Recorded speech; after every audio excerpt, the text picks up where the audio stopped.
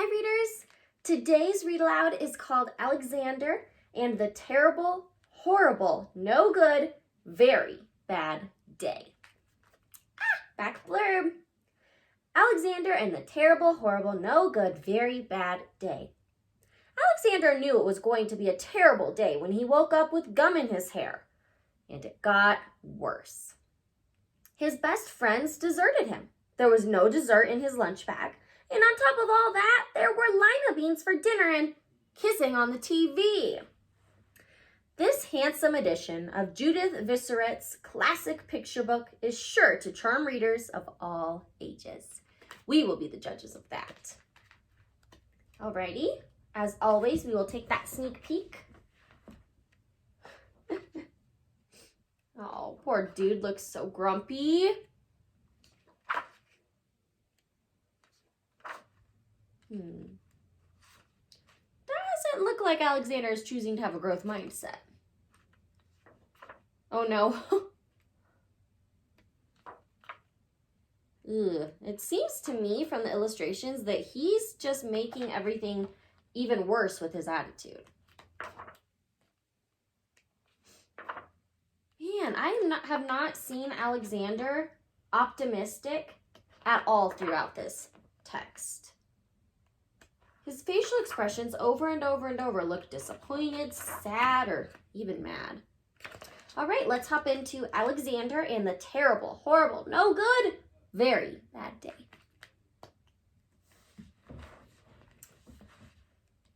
I went to sleep with gum in my mouth, and now there's gum in my hair.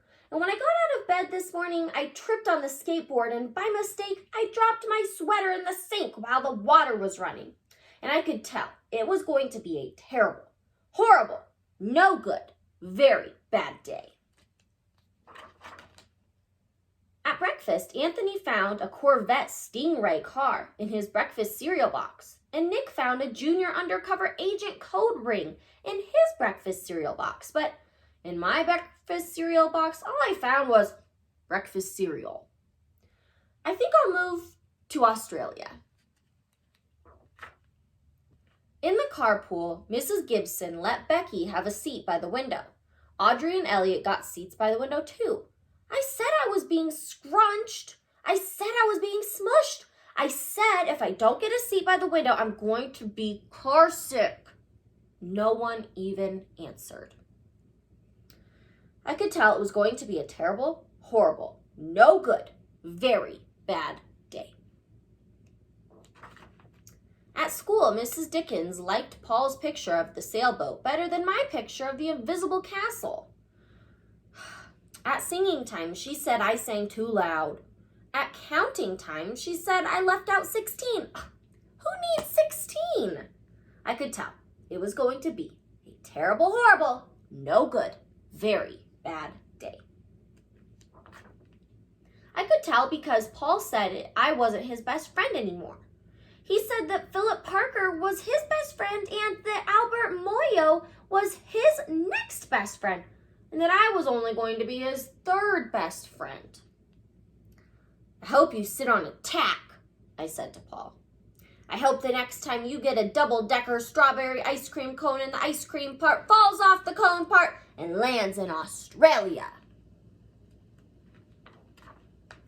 There were 2 cupcakes in Philip Parker's lunch bag, and Albert got a Hershey bar with almonds, and Paul's mother gave him a piece of jelly roll that had little coconut sprinkles on the top. Guess whose mother forgot to put in dessert? It was going to be a terrible, horrible, no good, very bad day. That's what it was. Because after school, my mom took us all to the dentist, and Dr. Fields found a cavity just in me. Come back next week and I'll fix it, said Dr. Fields. Next week, I said, I'm going to Australia. On the way downstairs, the elevator door closed on my foot, and while we were waiting for my mom to go get the car, Anthony made me fall where it was muddy. And then when I started crying because of the mud, Nick said I was a crybaby. And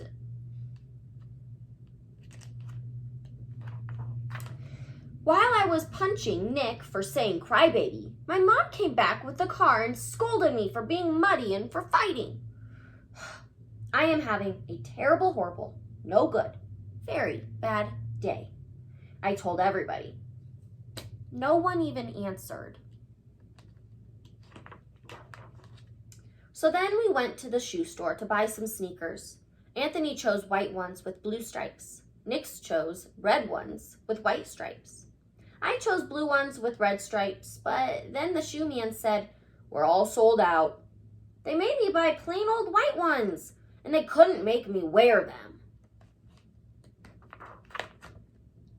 When we picked up my dad at his office, he said I couldn't play with his copy machine, but I forgot.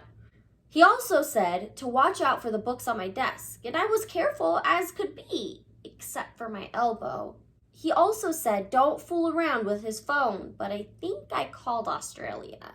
My dad said, please don't pick him up anymore. It was a terrible, horrible, no good, very bad day. There were lima beans for dinner, and I hate limas. There was kissing on TV, and I hate kissing.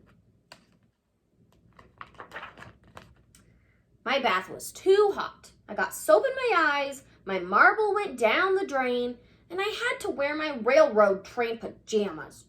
I hate my railroad train pajamas. When I went to bed, Nick took back the pillow he said I could keep, and the Mickey Mouse nightlight burnt out, and I bit my tongue.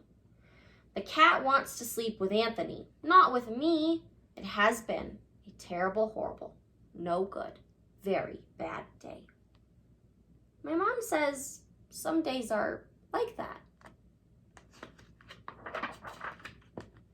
Even in Australia.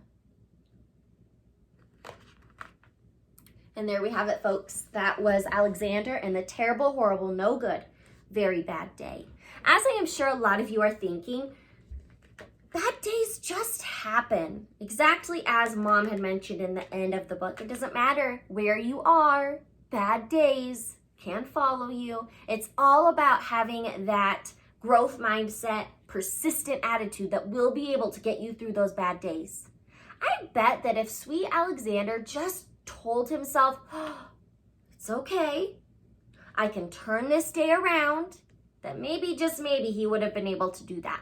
But because Alexander was choosing to have a down in the dumps attitude, a woe is me attitude, he was not able to conquer his no good, terrible, horrible, very bad day.